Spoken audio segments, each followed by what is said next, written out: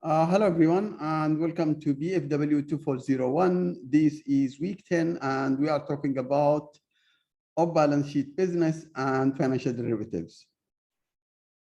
Now, the way I planned this presentation for this week is I uploaded one PowerPoint file for all the parts, and the recording will be divided into 3 parts. In the first part, we will talk about introduction, which is actually important to give you some background, but the real materials is actually in part 2, which is the off-balance sheet business, and part 3, which is the financial derivatives. Now, if you allow me, this is what actually we have, and this is week 10. So we are going to first thing I want to this is the introduction part, and actually the first thing I want to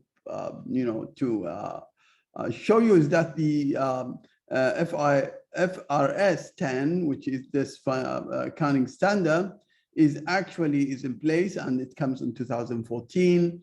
You are not responsible about this accounting standard, but just to give you an information, there is something called the face value and the credit equivalent. Now, with FRS 9, actually derivatives are reported in the balance sheet with the credit equivalent according to this standard. Now, right now, what we call it when we talk about off-balance sheet business, we are talking about derivatives and off-balance sheet business. As far as the reference is concerned, there is information on derivatives in chapter 16 in our book, but there is some other additions, resources. This is an old book, but it's a good book actually. But actually, we have also online resources, which is free access. You can access EBRA. EBRA, this link actually will lead you to the financial derivatives and Australia. There is also some data. If you are interested in data, they will show you the data classification according to the type of the derivatives, which is actually in this link. And then if you want to talk about or you see the derivatives in Malaysia, then you have to go to Bursa Malaysia. Bursa Malaysia is actually controlling most of the trading of the derivatives, if not all. Everything about the trading is actually in derivatives is done through the Security Commission. Now, if you are talking about Japan, Indonesia, Korea, all those countries, they have some regulations, and please check it in your own country. We just talked here about Malaysia and Australia, and we are not talking actually about specific country. Just to give you some sense about it, you can access those links, which just show you some background about it. If you actually, it's not examinable, it's just for your information. Now, the learning objective, we want to discuss the relative importance. They are very important to talk about.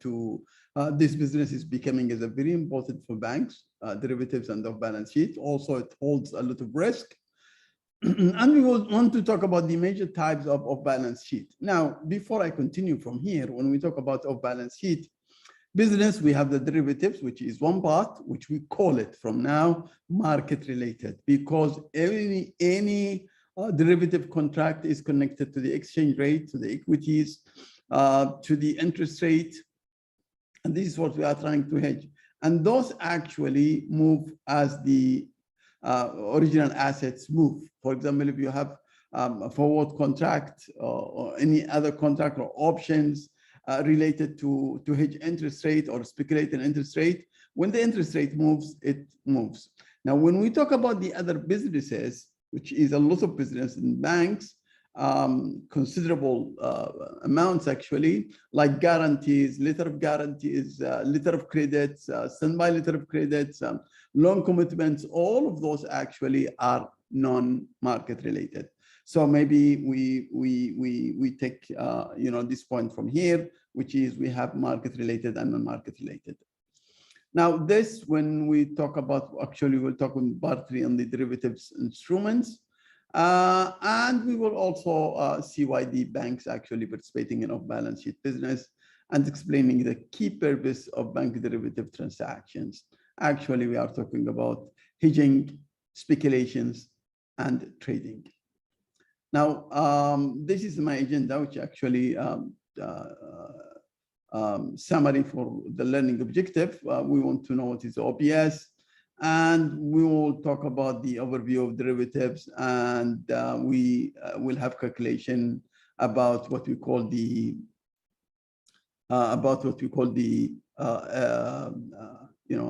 forward rate agreement, and then we will conclude. This is an old information, but it is still, even if you take the information until today, you will find the same thing. When you look at the off-balance sheet derivatives, the face value, to the on-balance sheet, so this is the off-balance sheet businesses, derivatives, you will see how much they are, comparing to the on-balance sheet. So they are actually huge, and it's 4.900%, which is 4.9 times. You are talking for about here we have 5.5, 5.6. This is if you look at the years, and if you continue, you'll find this, and it's actually keep increasing. So this is actually the difference between the on-balance sheet and of the balance sheet. This is the face value. When we say face value, for example, if I have a contract of $10 million of oil, for example, commodities, and we speculate or they hedge the price of the 10 million, so the price doesn't go up or down, then in this case, this is what we call it the face value, the 10 million. And you will find this contracts and face value is huge comparing to the on-balance sheet. This is Australian banks. In Malaysia, we have the same, and actually I have, I think, talked about it last time when we talked about the off-balance sheet. I think when we talked about the performance, but still we are talking about 25, 26. I check it unless until now, 2020, 21, you will find also you are the same percentages, which means 25% to 27%, so 20 to 30% of the total, business, which means the on-balance sheet business. This is only 25% of the balance sheet business, which means in Malaysia, is the derivative market is not huge as Singapore and other countries. If you are from Sri Lanka or Indonesia, Korea, some parts in Africa, or you can check this and you will see how big is it. Now, when measuring the importance of BS, we typically use the face value. This is what I told you of the transaction. For example, if a bank buys future contracts with face value of 1 million, this would count 1 million in OBS. But actually, this is an overstating the bank's exposure to losses. An alternative way is to look to the credit equivalent, and the credit equivalent, either through the regulators or through the management of the bank, which they will tell you what is the credit equivalent. It's actually 1%, 1 to 1.5%, depends on the contract, whether you are talking about exchange contract, interest rate contracts, or other contracts. This information actually will help us a lot when we move next week to capital adequacy. Because regulators are, very concerned about this credit equivalence issue, and they have tables to show us. But for the time being, just know, please, that there is something called credit equivalent and something called OBS business. So the credit equivalent is actually, it's the percentage that we expect it to move, or the regulator expect to move, and it's not too much. It could be 1%, 1.5% up or down. Now, as you can see here, the face value is this. the credit equivalent, if you talk about non-market related, which I already explained it, not the derivatives like the standby letter of credit, the letter of credit, the the commitments like the loan commitments and others. In Australia, 537, the equivalent is 138, which is actually 25%. But if we talk about derivatives, look, it's 5 billion. You have only 5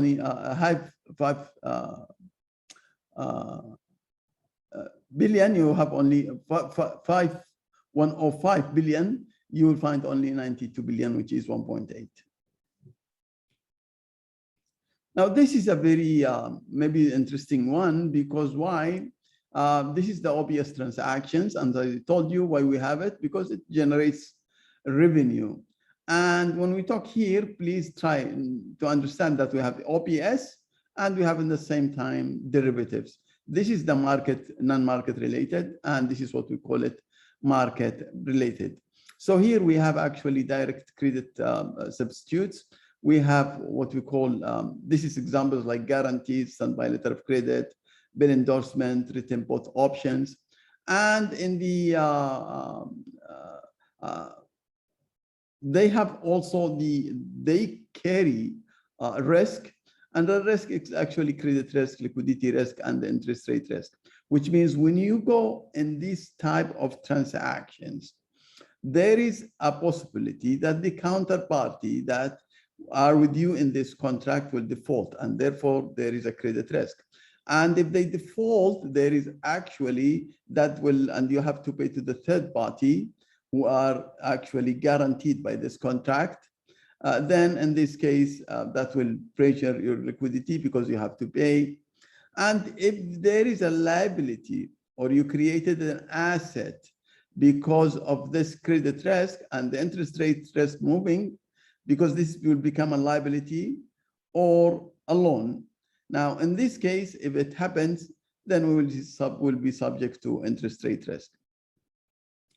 This is the risk, related to the performance and trade, and also related to the direct credit substitutes. Now, in the performance part, we have what we call documentary credit, performance-related contingencies, and we will talk about it in the second part in details. The commitment, we have sales and repo, we have underwriting facilities, and we have the loan commitments. This is maybe a little bit new to you, but we will talk about it in details. But this is the three classification. Either it is commitment, when we talk about non-market related, either commitment, or either performance related, or either direct credit substitutes. And I will tell you what's the difference between direct credit substitute and performance.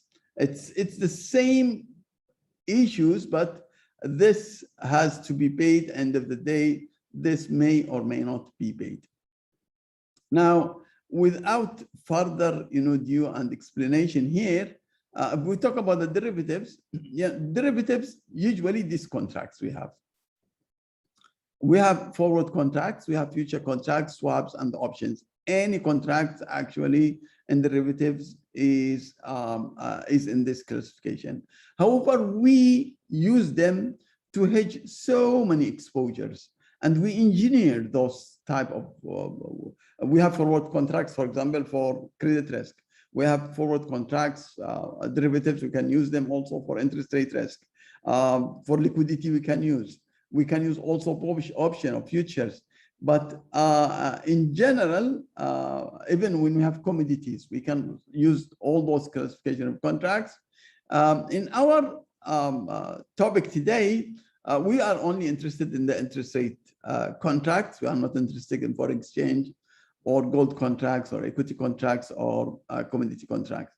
We are dealing only with the interest rate contracts and this week. And therefore, we will use these derivatives to hedge the interest rate risk, and I will show you how we do it. Now, maybe this is one thing you need to know by now when we talk about the credit equivalent and the face value. Remember, we talked about it. We have something called crystallization. So when you issue or when you sign the contract, for example, forward contracts or options or future contracts or swaps, whatever, there is a contingency that it will happen in the future. And if it happens and you have exposure, we say it has been crystallized. So in maturity, when the contract is actually liquidated, and in this case, you are gaining or losing, there is what we call crystallization. And if there is any issue about it, moving this off-balance sheet asset and off-balance sheet liabilities to the balance sheet, we call it crystallization. So it's contingent items, and when crystallization happens, it's actually it becomes on balance sheet. So when we sign it off balance sheet, and then when the commitment happens, we talk about crystallization. And we also talked about the exposure, and we said there's a face value and credit equivalent. Accounting standards are asking us now to use credit equivalent. I think I have talked why we have to have off balance sheet business. Very profitable. Simply, it's very profitable. It contributes a lot to the shareholders' value. Actually, some of the huge banks now, most of their work is in this derivative market and business, and they make a lot of money, but they take a lot of risk. And because they make a lot of money, they have this risk. In Australia, approximately 40% of Australian bank profits comes from non-interest income and fees. The risk when we have derivative market could be operational risk, credit risk, and market risk. So risk, if there is, when we are involved in any type of contracts, if we are hedging, then in this case, risk can be high if there is no offsetting transactions, which means if we are going and say oil contract, 10 million, and we are actually in that contract. If we don't have protection or insurance for the changes in the price, because the contract will be mature in 3 or 6 months from now, then in this case, we usually hedge ourselves by using some type of transactions. And if there is an offsetting of that risk, then in this case, we are hedging and the risk will be down. So banks actually use derivatives also to hedge their business, to hedge their risks for all of those type of operations. But also they use it for speculation and also for trading, which means selling and buying them. I think I am done with this part, and